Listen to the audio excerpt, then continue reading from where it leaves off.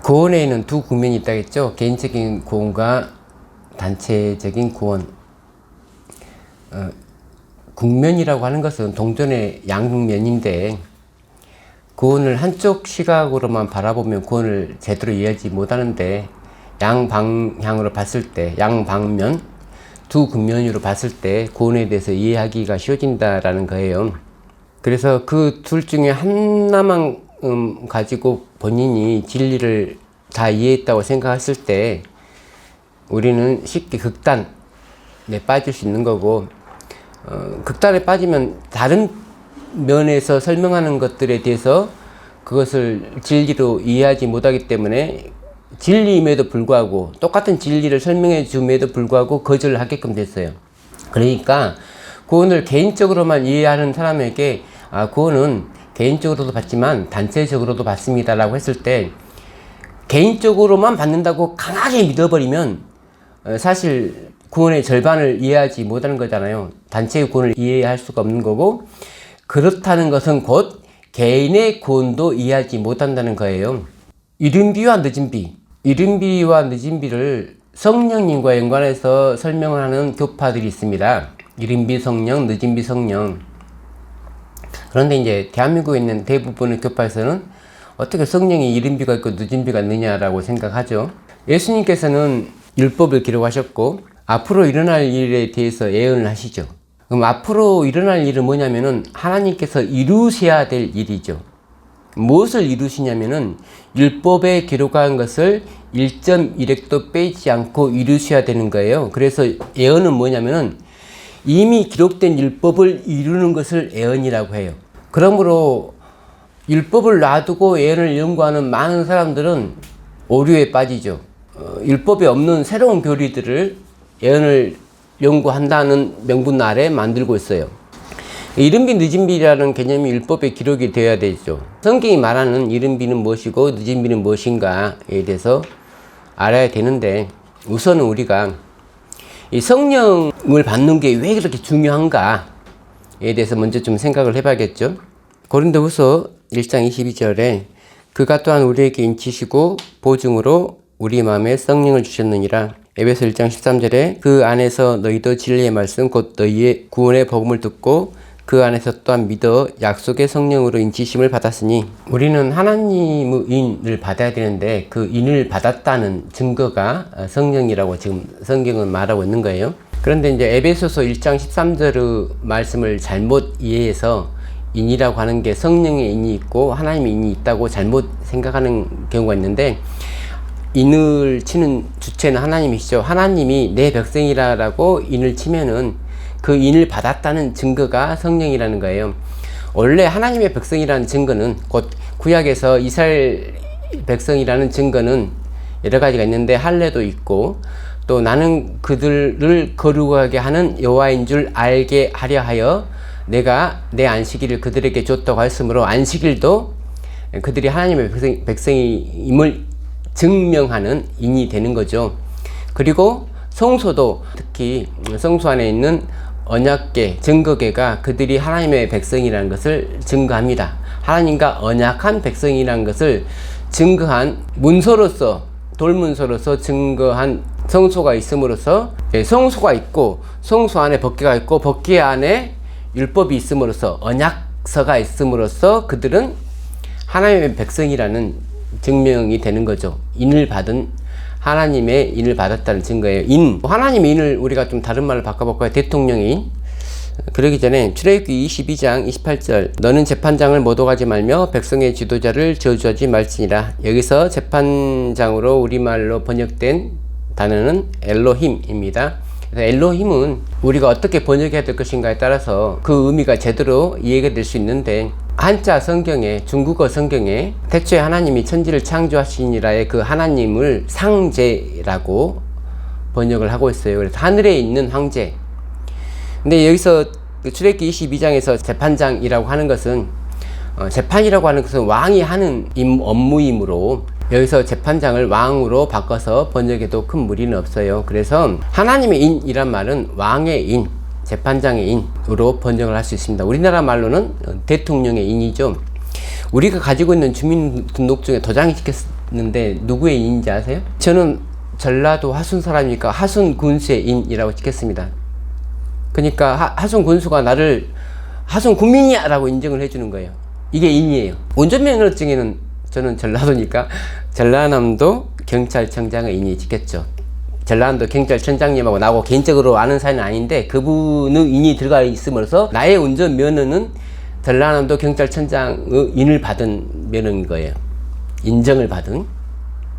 여권은 누구의 인인지 아세요? 외교부 장관의 인. 계시록 6장 17절에서 그들의 진노의 큰 날이 이르렀으니 누가 능히 서리요 하더라 라는 그 질문에 대한 대답으로 계시록 7장에서 하나님의 종들의 이마에 인치기까지 땅이나 바다나 나무들을 해하지 말라 하더라. 내가 인침을 받은 자의 수를 들으니 이스라엘 자손의 각 지파 중에서 인침을 받은 자들이 14만 4천이니 14만 4천이 이마에 인을 맞았다는 거예요. 그러면 이마를 보면 그 도장이 보여야겠죠. 그렇죠? 근데 이거는 7장 4절에 들었단 말이에요. 인을 이마에 맞았다고 들었단 말이에요. 인을 이마에 치겠다고 들었단 말이에요. 그러니까 실제로 어떻게 이마에 인이 쳐지는지를 본 적은 없잖아요. 듣기만 했지.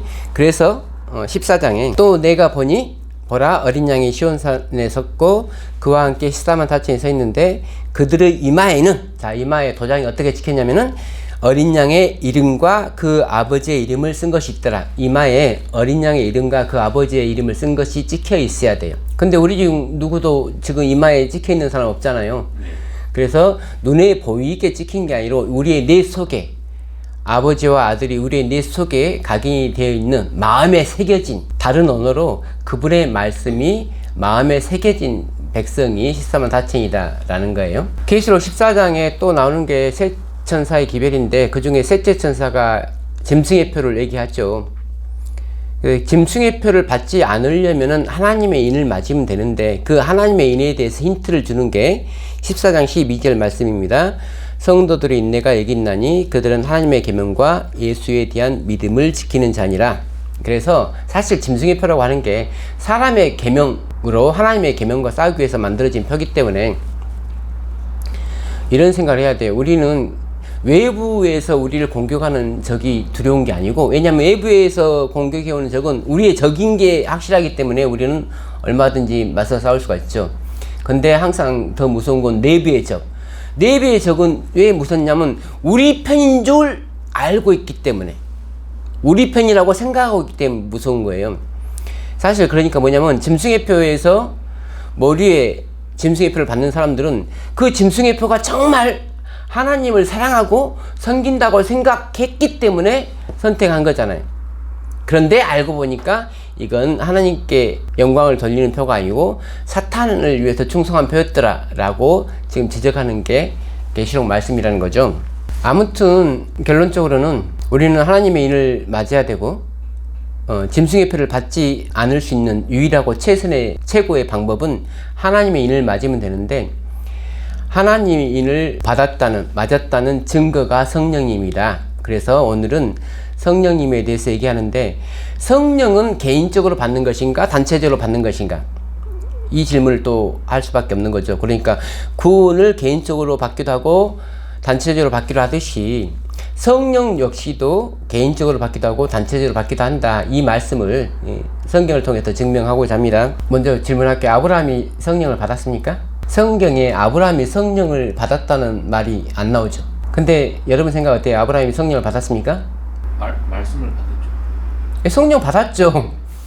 하나님이 나타나서 몇 번을 그에게 계시도 보여주시지만 직접 나타나셔서 얘기도 하고 했잖아요. 친구도 했잖아요. 그럼 성령 받으신 거죠. 민수기 11장에 보니까 여호와께서 모세에게 이르시되 이스라엘 노인 중에서 네가 알기로 백성의 장로와 지도자가 될 만한 자 70명을 모아 내게 데리고 와 해막 이르러 거기서 너와 함께 서게 하라. 내가 강림하여 거기서 너와 말하고 너에게 임한 영을 그들에게도 임하게 하리니 그들이 너와 함께 백성의 짐을 담당하고 너 혼자 담당하지 아니하리라. 민수기 28장에서 보니까 모세가 성령을 언젠가 받았죠. 근데 언제 받았죠? 모세가 성령을 언제 받았다고 기록이 없잖아요. 근데 여기서 받았다고 돼 있잖아요. 그럼 언제 받았냐고요? 하나님의 산에서 하나님 만났잖아요. 그게 성령 받은 거죠. 그러니까 사람들은 성령과 하나님을 이혼하여서 생각을 한다는 거예요.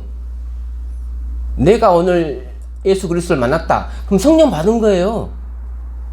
왜 그걸 이혼하냐고요. 성부, 성자, 성령으로 삼원하면 안 된다고 하나님을. 하나님은 한 분이시라고요. 내가 예수 그리스도를 만났다. 그러면 성령을 만난 거라고요. 왜냐면 성령님은 예수님과 함께 움직이시는 분이니까. 자, 그러면 또 물을게요. 예수님은 성령을 언제 받았습니까? 세례요한테 나이 30대에 받았죠. 자, 그러면 나이 30이 되기 전까지는 예수님은 성령을 안 받은 거예요? 마태복음 1장 20절에 이 일을 생각할 때 주의 사자가 현몽하여 이르되 다윗의 자손 요셉아 네 아내 마리아 데려오기를 무서워하지 말라. 그에게 잉태된 자는 성령으로 된 것이라. 누가복음 1장 35절 천사가 대답하여 이르되 성령이 너에게 임하시고 지극히 높으신 이의 능력이 너를 덮으시리니 이름으로 나실 바 거룩한 이는 하나님의 아들이라 일컬어지리라. 여기까지만 읽었을 때는 마리아가 성령을 받은 건지 마리아 뱃속에 있는 아이가 성령을 받은 건지 이해가 잘 안 되십니까? 그렇다면 누가복음 1장 15절 이건 침례 요한에 대해서 말하는 겁니다. 이는 그가 주 앞에서 큰 자가 되며 포도주나 독한 술을 마시지 아니하며 모태로부터 성령의 충만함을 받아. 자, 침례 요한은 모태로부터 성령을 받았네요. 네. 그러면 예수님은요? 예수님도 자, 또 하나 말씀드릴게요. 에레미야 1장 5절 내가 너를 모태에 짓기 전에 너를 알았고 네가 배에서 나오기 전에 너를 성별하였고 너를 여러 나라의 선지자로 세웠노라 하시기로. 자, 에레미야에게 하나님 하신 말씀이에요. 언제 성령이 임했다고요? 짓기 전부터. 그래서 모든 사람은 뱃속에서부터 또는 뱃속에 있기 전부터 하나님의 선택하심 곧 성령님이 함께 하심을 받아요. 예수님께서 태어나기 전부터 뱃속에 있을 때부터 태어난 후부터 해서 30살이 될 때까지 성령님이 함께 하셨죠. 그런데 왜 30살에 성령을 따로 받아요? 이미 계속 성령님하고 함께 사셨는데 왜 또 따로 받냐고. 자, 우리가 사랑하는 사람이 있어요. 사랑하는 사람과 연인인데 계속 같이 붙어 다니는데 결혼식을 하죠. 정식적인 계약을 하는 거잖아요. 부부로서 계약을 하는 거잖아요. 그러듯이 이스라엘 백성도 원래 이스라엘 백성과 하나님은 왕이시고 백성인데 계속 왕이고 백성인데 어느 날 언약식을 하잖아요. 결혼식을 하잖아요. 성령도 우리랑 계속 함께 계시는데 어느 날 내가 너의 하나님이 될게라고 우리랑 계약을 해야 된단 말이에요. 그걸 우리는 성령 받았다. 성령이 우리에게 임하셨다라고 표현하는 거예요. 실상은 성령께서 계속 우리랑 있지만 공식적으로 성령님은 우리가 하나님의 인을 우리가 받았음을 증명해 주기 위해서 공식적으로 우리한테 임해야 되는 거예요. 지금까지 임한 성령님은 사적으로 임한 성령님이고 공식적으로 공적으로 임하셔야 되는 거예요. 그래서 사울에게 임했던 바울에게 임했던 예수님께 임한 성령은 공식적인 어떤 일을 해야 될 공생애를 위한 성령이란 말이에요. 왕으로서 일을 하셔야 되니까 예수 그리스도가 왕으로서 일을 하셔야 되니까 당연히 공식적으로 성령님께서 임하시는 거예요. 그러듯이 교회도 공식적으로 임해야 되는 일이 있단 말이에요. 사도행전 2장에서 전도를 할 때 베드로는 요엘서 2장의 말씀을 인용하여서 지금 우리가 술에 취한 것이 아니고 마치 아까 침례 요한을 말할 때 포도주나 독한 술을 마시지 아니하며 성령에 충만했다 했잖아요. 그러니까 사람들을 볼 때는 이 사람들이 정말 술 기운으로 전도를 하는가, 세상적인 힘으로 전도를 하는가. 아니야, 우리는 성령의 힘으로 전도를 하고 있어. 성령의 능력으로, 성령의 가르치심과 성령의 지도하심을 받고 인도하심을 받고 전도를 하고 있어 라는 것을 공식적으로 주장을 하는 거잖아요. 성령의 임재를 가지고. 이게 증거야. 우리가 성령님의 인도하심을 받고 있고 하나님의 백성이라는 공식적인 증거야. 우리가 지금 받고 성령으로 말하고 있는 게. 야고보서 5장 7절 8절에 그러므로 형제들아 주께서 강림하시기까지 길이 참으라. 보라 농부가 땅에서 나는 귀한 열매를 바라고 길이 참아 이른 비와 늦은 비를 기다리라니 너희도 길이 참고 마음을 굳건하게 하라. 주의 강림이 가까우니라. 여기서 지금 이른 비와 늦은 비가 나오죠. 야고보가 이 말을 자기 생각으로 쓴 게 아니고 모든 사도들과 장로들은 성경에 정통해 있기 때문에 성경에 있는 말을 쓴 거예요. 그래서 베드로가 성령을 받고 사업을 하면서 주장한 성경 말씀의 근간이 되는 또 야고보가 주장한 말의 근간이 되는 말은 어디서 나오는가를 먼저 우리가 율법에서 찾아보자는 거죠. 왜냐하면 하나님께서는 율법에 기록하고 율법에 있는 것을 이루시는 분이니까. 신명기 11장 8절로 12절까지의 말을 먼저 좀 읽어볼게요. 그러므로 너희는 내가 오늘 너희에게 명하는 모든 명령을 지키라. 그리하면 너희가 강성할 것이요 너희가 건너가 차지할 땅에 들어가서 그것을 차지할 것이며. 자, 신명기는 항상 이런 어법이 많이 사용됩니다. 너희는 뭐뭐 하라 그러면 복을 받을 것이다. 너희는 뭐뭐 하라 그렇지 않으면 화를 받을 것이다. 복과 저주가 이렇게 항상 들어있어요. 그래서 우리가 만일 뭐뭐 하면 이런 식의 말이 있는데 13절도 마찬가지죠. 내가 오늘날 너에게 명하는 내 명령을 너희가 만일 청종하고 너희의 하나님 여호와를 사랑하여 마음을 다하고 뜻을 다하여 섬기면 이런 거예요. 그래서 8절부터 12절까지의 말과 13절부터 17절까지의 말이 짝이 됩니다. 먼저 이스라엘의 성공은 어디에 있냐면 하나님 말씀을 순종하는 데 있죠. 그들이 열심히 한다고 해서 성공하는 게 아니고 하나님 말씀대로 순종하면 성공하게끔 택해진 백성이에요. 지금 명령을 지켜야지 하나님께서 허락하신 땅을 차지할 뿐만 아니라 그 땅에 들어가서도 잘 되리라고 지금 하는데 10절에 네가 들어가 차지하려 하는 땅은 네가 나온 애굽 땅과 같지 아니하니 거기에서는 너희가 파종한 후에 발로 물대기를 채소밭에 딘과 같이 하였거니와.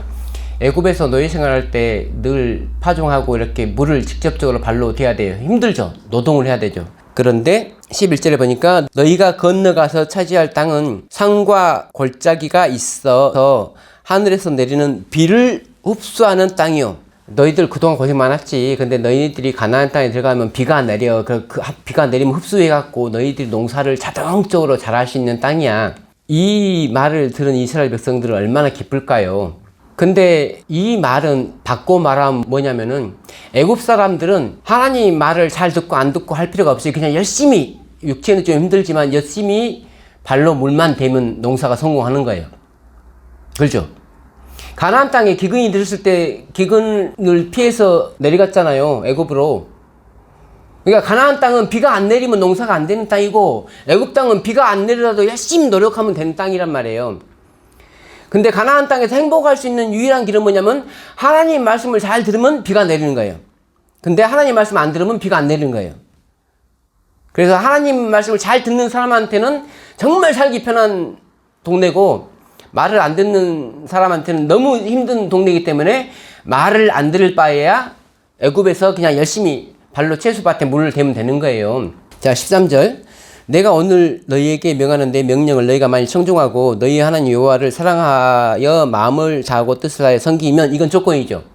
너희들이 열심히 섬기면 여호와께서 너희의 땅에 이른 비 늦은 비를 적당한 때에 내리시리니. 자, 그래서 비가 안 내리면 농사를 전혀 할 수 없는 땅이기 때문에 하나님께서는 백성이 말을 잘 듣는 조건으로다가 이른 비와 늦은 비를 적당한 때에 내리신다는 말이에요. 말을 안 들으면 이른 비 늦은 비가 안 내리죠. 그러면 그 결과로 너희가 곡식과 포도주와 기름을 얻을 것이요 라는 말이 이루어지지 않겠죠. 또 가축을 위하여 들에 풀이 나게 하시리니 네가 먹고 배부를 것이라. 너희는 스스로 삼가라. 두렵건대 마음에 미혹하여 돌이켜 다른 신들을 섬기며 그것에게 절함으로 여호와께서 너희에게 진노하사 하늘을 닫아 비가 내리지 아니하여 땅이 소산을 내지 않게 하심으로 너희가 여호와께서 주신 아름다운 땅에서 속히 멸망할까 하노라. 그래서 이스라엘이 농사를 지어야지 먹고 사는 거잖아요. 그 농사 먹고 사는 거에 대한 승패는 하나님의 말씀을 얼만큼 잘 듣고 안 듣고에 달려 있는데, 이것이 이제 율법에 기록이 됐기 때문에 이 율법을 더 잘 설명할 수 있는 선지자의 말이 필요한 거잖아요. 그래서 요엘서로 가겠습니다. 요엘서 2장에 같은 내용이 나왔는데 1장부터 약간을 언급을 할게요. 1장에 보니까 완전히 농사가 너무 망했어요. 너무 망해서 9절에 소지와 전지가 여호와의 성전에서 끊어졌고, 곡식이 안 나오니까, 포도도 못 따니까, 올리브도 수확 못 하니까 하나님 전에 드릴 양식이 없는 거예요. 그 요엘서 1장에서 백성들이 지금 농사가 안 되고 하는 이유가 뭐냐는 거죠. 신명기서에서 읽어봤듯이 신명기서 11장에서 말했듯이 그들이 하나님의 뜻대로 하지 않기 때문에 지금 농사가 안 되는 거잖아요. 그래서 2장 12절에서 여호와의 말씀에 너희는 이제라도 금식하고 울며 애통하고 마음을 다하여 내게로 돌아오라 하셨나니 너희는 옷을 찢지 말고 마음을 찢고 너희 하는 여호와께로 돌아올지어다. 그는 은혜로우시며 자비로우시며 노하기를 더디하시며 인애가 크시사 뜻을 돌이켜 재앙을 내리지 아니하시나니 주께서 혹시 마음과 뜻을 돌이키시고 그 뒤에 복을 내리사 너희 하나님 여호와께 소지와 전제를 드리게 하지 아니하실는지 누가 알겠느냐. 그러니까 우리가 폐역함으로 말미암아서 농사가 안 되는데, 그러니까 교회가 결실을 맺지 못하는데 회개하면 하나님께서 다시 한번 기회를 주겠다 그 말이에요. 15절부터 17절 말씀도 너희는 시온에서 나팔을 불어 거룩한 금식일을 정하고 성회를 소집하라. 여호와를 섬기는 제사장들은 낭실과 제단 사이에서 울며 이르기를 여호와여 주의 백성을 불쌍히 여기소서라고 기도를 하면 18절 그때에 여호와께서 자기의 땅을 극진히 사랑하시어 그의 백성을 불쌍히 여기실 것이라.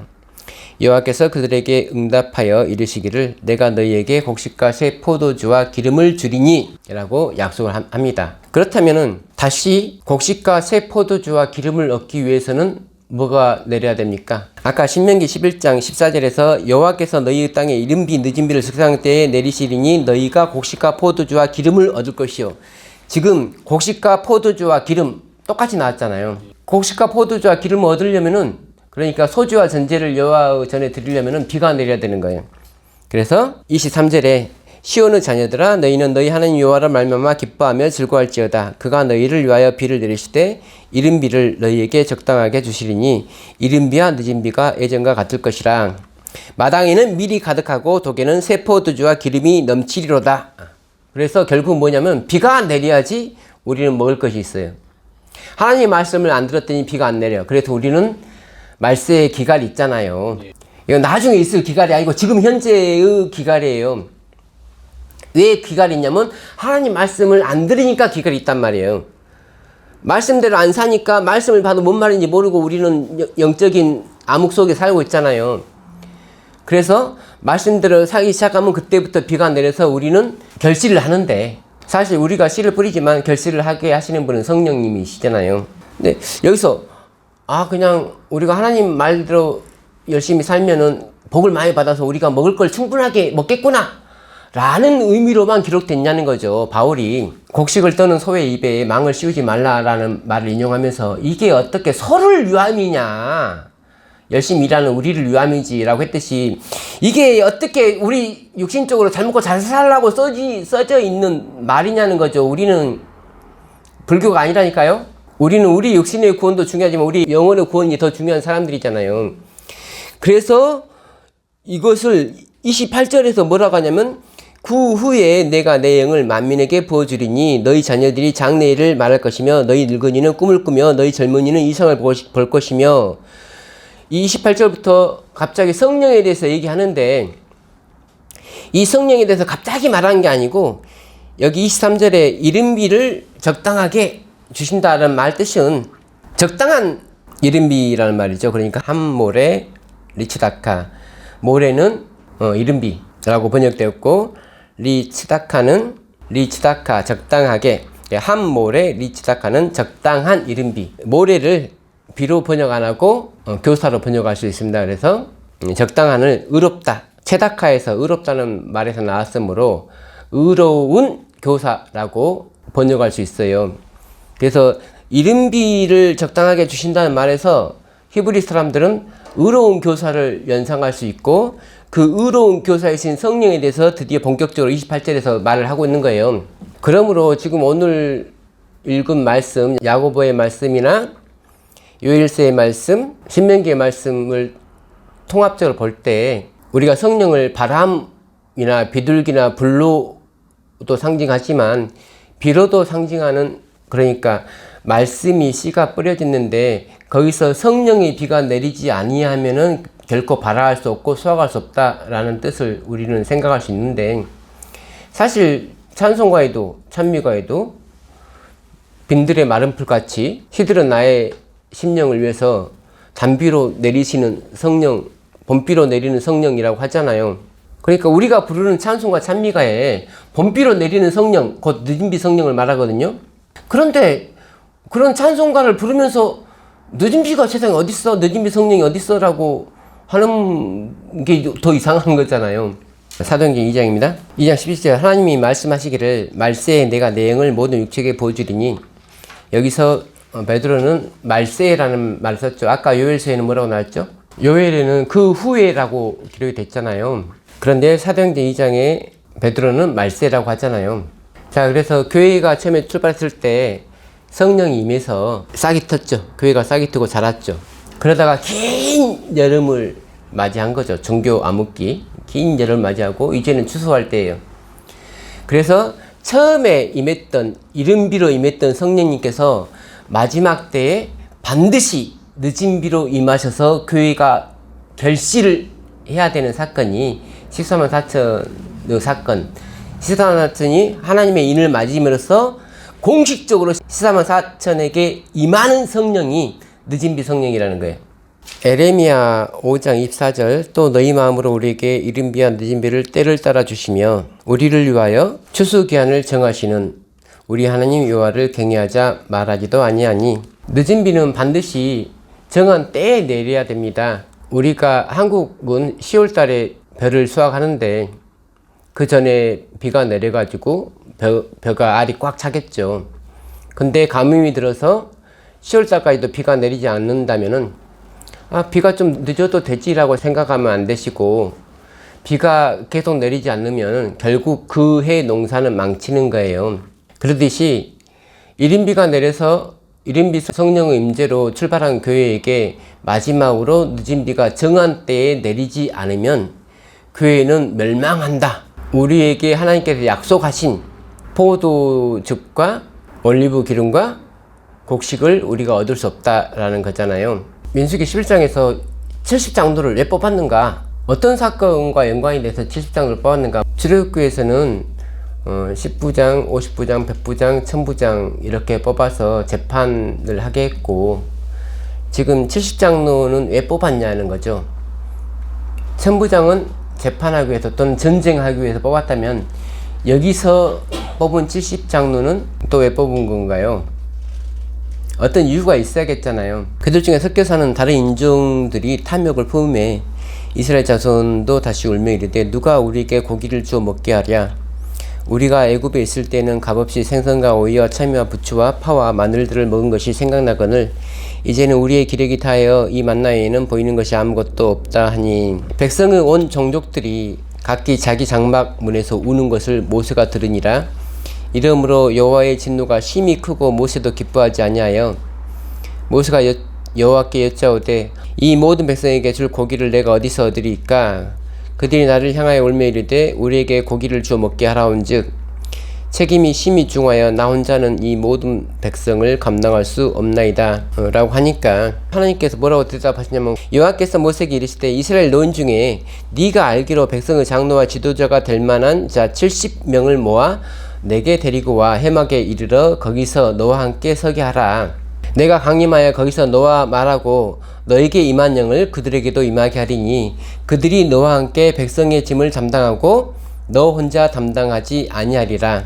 또 백성에게 이르기를 너희의 몸을 거룩히 하여 내일 고기 먹기를 기다리라. 너희가 울며 이르기를 누가 우리에게 고기를 주어 먹게 하랴. 애굽에 있을 때에 우리에게 주었다 하는 말이 여호와께 들렸으므로 여호와께서 너희에게 고기를 주어 먹게 하실 것이라. 모세가 이르되 나와 함께 있는 이 백성의 보행자가 60만 명이온데 주의 말씀이 한 달 동안 고기를 주어 먹게 하겠다 하시오니 그들을 위하여 양떼와 소떼를 잡은들 적하오며 바다의 모든 고기를 본들 적하오리까. 여호와께서 모세에게 이르시되 여호와의 손이 짧으냐? 네가 이제 내 말이 너에게 응하는 여부를 보리라. 자, 지금 고기와 더불어 70장로가 나오잖아요. 고기를 먹는 문제와 더불어 70장로. 지금 70장로에게 성령을 주는 이유를 고기와 더불어 우리가 이해하게끔 해주시는 거잖아요. 여기서 지금 모세가 하나님께 말하는 것, 이 많은 수를 어떻게 다 먹여요? 그 말이잖아요.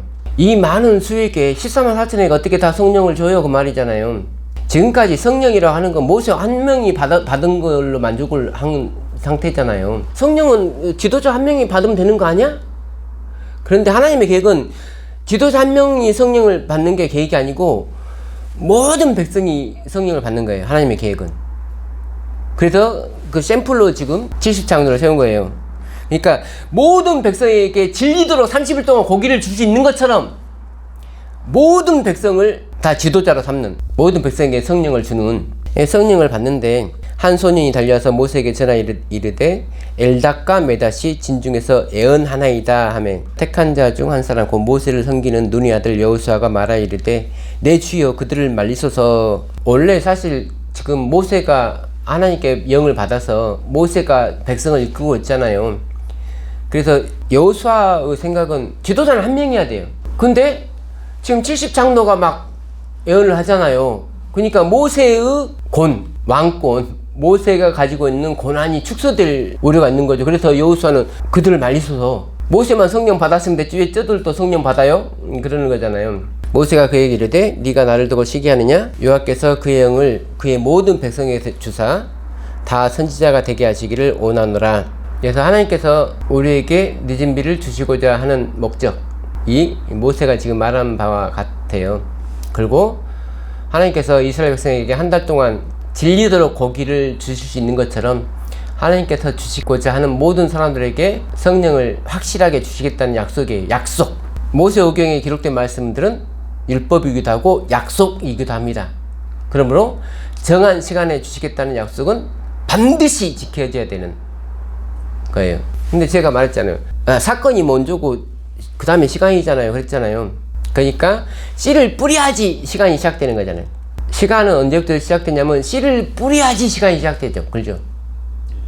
씨를 안 뿌렸는데 비가 와봤자잖아요. 그래서 일단 씨를 뿌리는 시간에 싹이 났을 때 그 싹이 난 식물이 자라서 수확하기 전에 딱 알맞게 적당한 때에 비가 내려야 되는 거잖아요. 그러므로 마지막 때의 기별이 시작이 되면은 사건이 시작되었으므로 바로 정한 시간을 우리가 알게 된다는 거죠. 오늘은 이른 비와 늦은 비와 이스라엘 땅에 내리는 이른 비와 늦은 비가 단지 이스라엘 백성들 잘 먹고 잘 사는 문제가 아니라 교회가 성령으로 말미암아 시작된 교회가 성령으로 말미암아 마쳐진다는, 그러므로 우리는 베드로 때에 이른 비로 시작된 교회가 우리 때의 늦은 비로 마쳐질 약속을 연구하고 믿음으로 말미암아서 늦은 비를 준비해야 된다. 늦은 비를 받을 수 있는 조건이 뭐라고요? 늦은 비를 받을 수 있는 조건. 우리가 개인에게 내리는 성령이 아니고 교회에게 단체에게 내리는 성령이잖아요. 그 늦은 비가 내리는 단체에 우리가 있어야 되죠. 그럼 어떤 단체에게 늦은 비가 내리냐고요? 여기 지금 신명기 11장에 뭐라고 하냐면 하나님의 뜻대로 하면 하나님 말씀대로 해야지 된다는 거예요. 그러니까 진리가 100% 회복된 단체에 있어야지 늦은 비를 받는 거잖아요. 이 단체는 내 백성이야 라고 하나님께서 하는 거예요.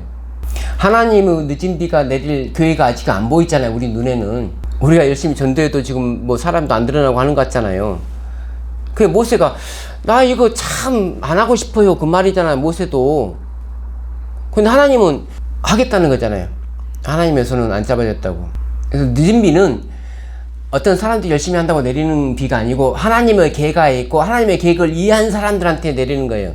그리고 지금 우리가 눈에 볼 때는 한 명도 안 보여도 하나님의 눈에는 이미 다 찬 거예요. 하나님이 정하신 시간에 그 단체에 들어가려면 진리가 있어야 되죠. 진리를 회복한, 이미 우리에게 먼저 임재하신 성령님의 인도함을 받아서 진리를 100% 회복한, 그러니까 씨를 뿌린다는 말은 뭐냐면 진리의 씨를 뿌리는 거잖아요. 근데 진리의 씨를 회복하지 못한 교회는 뿌릴 씨가 없잖아요. 가라지가 섞인 씨를 뿌릴 수밖에 없는 거잖아요. 진리는 한 개인이 회복하는 게 아니고 교회가 회복하는 거다. 그렇게 회복된 교회에 우리는 일원이 되어야 된다 말로 마치겠습니다.